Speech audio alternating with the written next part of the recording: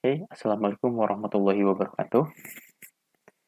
Kita di pertemuan pertama di mata kuliah jaringan komputer. Di pertemuan pertama ini kita akan membahas tentang pengenalan jaringan komputer. Oke. Nah, apa itu jaringan komputer? Nah, jaringan komputer ini kan terdiri dari dua suku kata ya. Yang pertama itu jaringan, yang kedua itu komputer. Jaringan itu kan berarti sesuatu yang terhubung ya. Jadi ada dua komponen, ada dua benda. Nah, kedua benda ini yang tadinya tidak terhubung satu dengan yang lainnya, dengan adanya jaringan, maka dia bisa terhubung, gitu. Nah, kalau komputer itu adalah perangkat alat elektronik yang biasa kita gunakan sehari-hari buat ngetik surat, kemudian buat internetan, buat nonton video dalam bentuk sebuah benda elektronik yang ada layarnya, kemudian ada keyboardnya, ada mouse-nya. Nah, itu dinamakan dengan komputer. Jaringan komputer artinya berarti adalah hubungan dua buah device atau lebih yang digunakan untuk berkomunikasi di antar device tersebut. Jadi kalau komputer yang berada di dalam jaringan, nah komputer tadi yang pasti teman-teman tahu ya, komputer kalau udah masuk ke jaringan, nah komputer itu bisa berhubungan dengan komputer yang lainnya. Misalnya, si A punya komputer, si B punya komputer juga. Nah, komputer si A dan si B ini kalau dia berada di dalam satu jaringan yang sama, maka mereka bisa saling berhubungan. Seperti itu. Nah, itu dinamakan dengan jaringan komputer. Jadi, dua atau lebih komputer yang ada di dalam satu jaringan, mereka bisa berkomunikasi.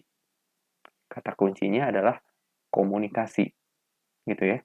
Jadi kalau ada dua buah komputer yang berbeda, tapi mereka bisa saling berkomunikasi, itu mereka masuk ke dalam sebuah jaringan komputer. Nah, contohnya seperti gambar di sini. Ini ada dua buah komputer, kemudian di bawahnya itu ada laptop dan juga ada tablet.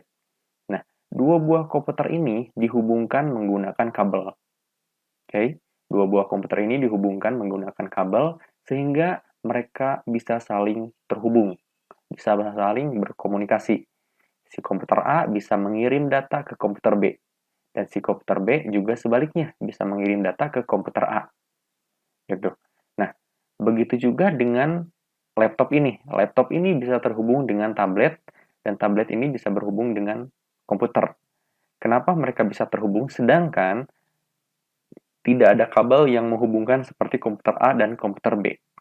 Nah, ada media lain yang dapat menghubungkan selain kabel untuk dua buah device bisa saling terhubung, bisa saling berkomunikasi, yaitu dinamakan dengan wireless. Tuh. Nah, si laptop ini dan si tablet ini bisa saling terhubung, bisa saling terkomunikasi karena mereka menggunakan perangkat yang dinamakan dengan wireless. Nah, wireless ini bentuknya bukan kabel, tapi bentuknya adalah gelombang. Itu. Nah, melalui gelombang ini memang tidak terlihat. Mereka bisa saling berkomunikasi, tapi mereka walaupun tidak terlihat berada tetap di jaringan yang sama. Nah, yang menghubungkannya adalah access point atau switch atau hub. Itu. Nah, nanti kita akan bahas selanjutnya komponen-komponen dalam jaringan tersebut. Intinya, jaringan komputer adalah dua atau tiga buah atau lebih device atau komputer yang saling terhubung yang bisa berkomunikasi antar komputer tersebut. Nah, itu adalah jaringan komputer. Nah, untuk bisa kita membuat sebuah jaringan komputer, maka kita perlu komponen-komponennya. Nah, misalkan teman-teman di sini ingin membuat sebuah jaringan komputer, atau misalkan teman-teman dalam satu kelas ingin semua komputer yang teman-teman miliki bisa saling berkomunikasi, bisa saling mengirimkan dan menerima data. Nah, bagaimana caranya? Maka harus ada peralatan yang dipersiapkan. Kayak gitu. Nah, lalu peralatannya apa saja?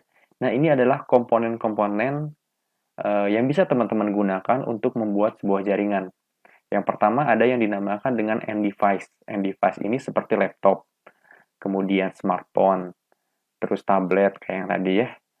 Nah, ini adalah perangkat akhir yang digunakan oleh user atau pengguna. Itu dinamakan dengan end device. Kemudian yang kedua ada yang dinamakan dengan perantara perangkat jaringan. Perantara perangkat jaringan itu yang menghubungkan komunikasi antar jaringan tersebut. Misalnya seperti access point. Misalnya teman-teman ingin terhubung antara dua komputer. Maka supaya bisa terhubung harus ada access point yang sebagai perantaranya gitu. Jadi si access point itu nanti akan menyebarkan sinyal WiFi di sekitarnya sehingga komputer atau laptop yang dapat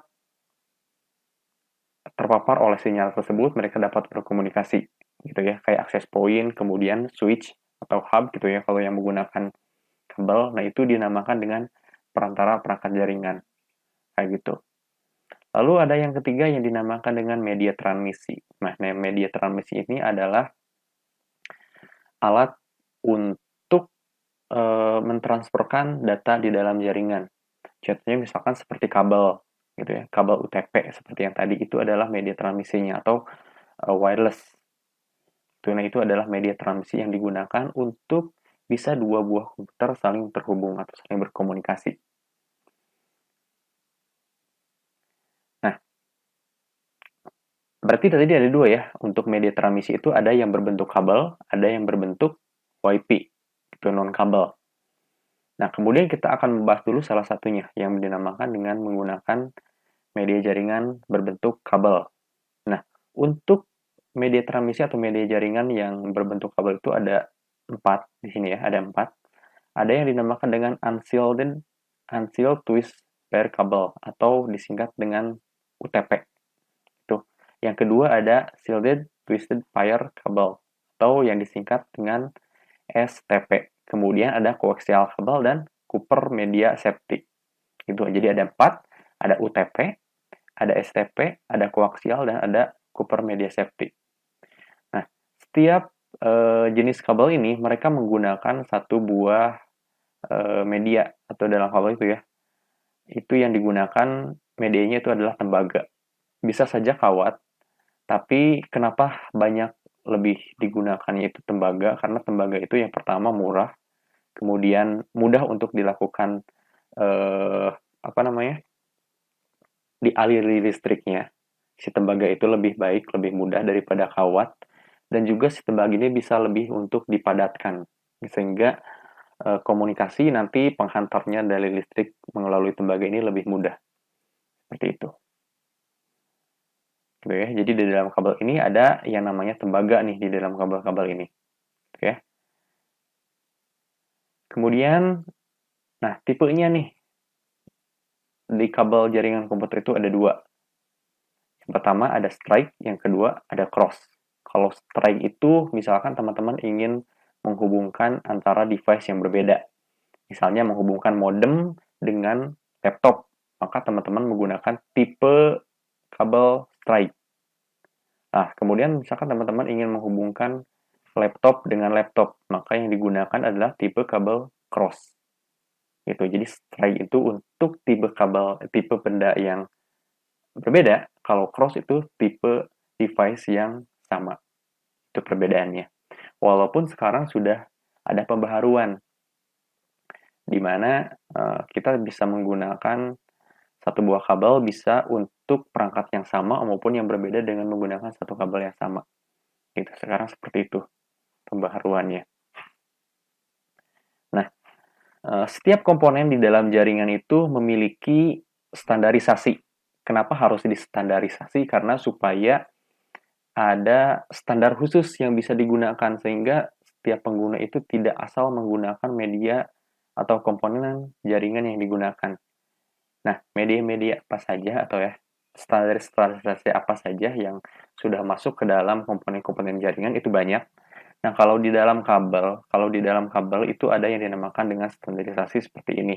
TIA, EIE gitu, IEEE gitu ya. Mungkin untuk standarisasi ini nanti bisa kita bahas di pertemuan selanjutnya atau di materi selanjutnya karena ini harusnya ada pembahasan khusus tentang standarisasi pada media jaringan ini. Cuman ini hanya perkenalan saja ya, bahwa dalam media jaringan itu ada yang dinamakan standarisasi untuk melakukan standar terhadap komponen yang digunakan.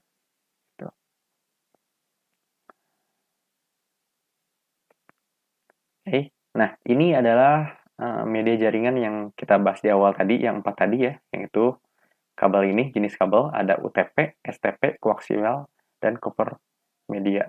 Nah, di sini kita akan merincinya dari yang keempat tadi. Yang pertama itu ada dinamakan dengan unshielded twist wire, gitu ya, atau UTP. Kita akan sebutnya kabel UTP. Nah, kabel UTP ini adalah kabel yang lebih sering digunakan oleh para network administrator ya, para pembuat jaringan. Kenapa lebih banyak digunakan? Karena satu, harganya lebih murah, kemudian lebih mudah digunakannya, karena untuk kabel UTP ini lebih kecil untuk diameter kabelnya dibandingkan dengan kabel STP, kayak gitu, sehingga lebih banyak digunakan. Kemudian yang kedua itu ada kabel STP atau shielded twisted pair gitu ya, atau disebut dengan kabel STP. Nah, perbedaan dengan kabel UTP yang tadi, walaupun sebenarnya sama saja, STP dan UTP itu sama aja sebenarnya kabelnya. Nah, ini ya, ini UTP, ini STP. Yang membedakannya adalah si STP ini memiliki pelindung di luarnya. Gitu kan, kalau UTP ini nggak ada pelindungnya ya. Nah, kalau STP ini ada pelindungnya, dan juga untuk diameternya lebih kecil kalau untuk UTP. Nah, kalau STP ini lebih besar untuk diameter kabelnya. Kayak gitu. Walaupun sama saja fungsi penggunaannya adalah untuk media penghubung di dalam jaringan. Cuman yang membedakan ini lebih aman lah daripada yang UTP. Cuman yang lebih sering digunakan adalah UTP karena itu lagi lebih mudah digunakan dan lebih murah harganya. Nah, kalau perbedaannya lagi, biasanya UTP itu lebih karena tidak menggunakan shield ya, jadi lebih recommended digunakan di dalam ruangan. Nah, kalau misalkan teman-teman ingin membuat sebuah jaringan, kemudian si jaringan ini ya, si media transmisinya tuh si kabel UTP-nya ini harus keluar dari sebuah ruangan, maka direkomendasikan untuk menggunakan kabel STP yang memiliki pelindung seperti ini. Karena apa? Supaya lebih aman. Kayak gitu. Nah, lalu untuk bandwidth-nya sendiri itu 0 sampai dengan 100 MB per second. Itu untuk bandwidth-nya. Lalu maksimum kabelnya bisa dijangkau sekitar 100 meteran. Gitu ya, UTP maupun STP sama saja. Untuk bandwidth dan juga untuk maksimum panjang kabelnya. Kemudian ada yang dinamakan dengan kabel rollover.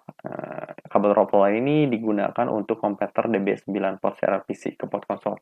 Ini sebenarnya jarang digunakan sih kalau untuk kabel rollover, biasanya hanya untuk digunakan di saat-saat tertentu saja, karena bentuk kabelnya itu seperti pipih ya. Jadi warnanya biasanya warna biru, kemudian dan juga gak terlalu panjang. Biasanya nanti untuk si ujungnya, si konektornya seperti ini biasanya. Juga ada RJ45 juga. Kayak gitu. Jadi di sininya RJ45, lalu di sininya kabelnya kabel B9 adapter seperti ini. Rollover namanya. Nah, kemudian untuk media jaringan, di sini ada tipe-tipenya, tipe Ethernet-nya ya. Kan ada, kalau teman-teman membuat sebuah jaringan kabel itu ya, seperti ini nih. Ini kan di ujungnya itu harus ada konektornya. Nah, si konektornya ini dinamakan dengan RJ45 gitu. Contohnya seperti ini. Ini adalah RJ45 gitu ya. Contohnya seperti ini. Jadi si kabel ini kalau dihubungkan nanti seperti ini nih. Jadi ini konektor RJ45-nya, ini kabel UTP-nya. Kayak gitu dikoneksikan jadi seperti ini. Nah, ini adalah ada tipe-tipe dari Ethernet-nya di konektor RJ45 ini. Nah, itu tipenya itu ada yang 10 base strip T, 100 base strip TX gitu ya. Ini adalah tipe-tipe dari kabel dari konektor yang tadi.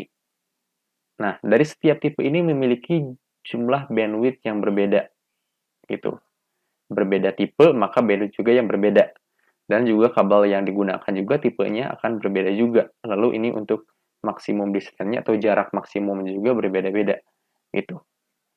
Ya, teman-teman kalau nanti pengen buat jaringan bisa disesuaikan dengan bagan yang di sini nih. Teman-teman misalnya ingin buat jaringan bandwidth-nya berapa Mbps, maka harus disesuaikan berarti tipe header-nya berapa, kabel tipenya apa, gitu. Lalu di sini juga jaraknya berapa, tuh, gitu ya, untuk media jaringannya. Lalu kabel selanjutnya ada yang dinamakan dengan fiber optic. Nah, sama aja untuk mentransmisikan jaringan, cuman fiber optic ini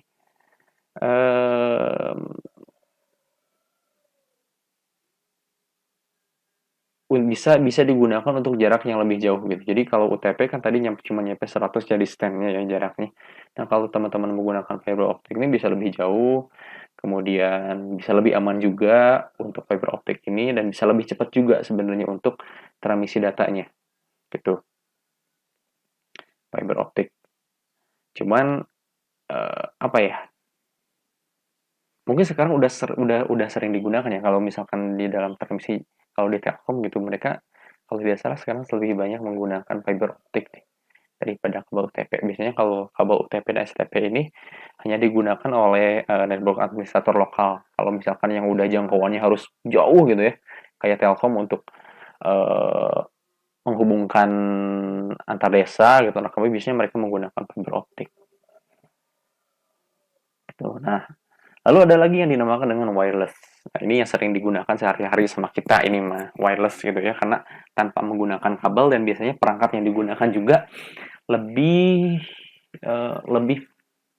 lebih lebih fleksibel, kayak seperti smartphone. Itu kan nggak mungkin kalau harus pakai kabel untuk bisa terkoneksi ke dalam jaringan ya, maka mereka menggunakan WiFi gitu. Nah, WiFi ini menggunakan gelombang gelombang gitu ya untuk menghubungkannya. Ada beberapa jenisnya. Dari sifatnya dulu nih, komunikasi data menggunakan radio atau microwave frekuensi gitu ya. Nah, ada WiFi, ada Bluetooth, dan juga ada WiMAX. Pokoknya media jaringan wireless ini adalah media yang tanpa kabel gitu. Jadi tidak terlihat maksudnya mereka untuk menghubungkan antar jaringannya menggunakan antar device untuk menghubungkan antar device-nya menggunakan uh, gelombang frekuensi seperti itu. Jadi tidak terlihat. Jadi ada dua, ada yang sifatnya kabel, ada yang menggunakan wireless atau gelombang. Nah, ini yang dinamakan dengan wireless. Nah, wireless juga ada standarisasinya sebenarnya. Ya, pokoknya semua perangkat jaringan apapun yang dibuat itu pasti ada standarisasinya. Nah, kalau untuk wireless standarisasinya menggunakan IEEE 802.11 kayak gitu. Dan juga ada standarisasi lain lagi sebenarnya daripada ini, walaupun tepatnya sama tapi biasanya standarisasinya berbeda-beda. Dan kalau misalkan berbeda, standarisasinya biasanya akan sulit untuk dihubungkan gitu. Standarisasi itu juga salah satunya untuk itu fungsinya. Nah, kemudian untuk jenis-jenis jaringan komputer ada berapa? Ada PAN, Personal Area Network. Mungkin itu antara komputer dengan komputer gitu ya, itu dinamakan dengan PAN karena itu hanya personal saja. Kemudian ada Local Area Network, biasanya dalam satu ruangan, area lokal saja, dalam satu ruangan, dalam satu gedung gitu ya. Lalu ada Metropolitan Area Network, itu biasanya antar gedung, antar ruangan gitu ya, antar satu gedung dengan gedung yang lainnya, mereka ingin terhubung dalam satu buah jaringan.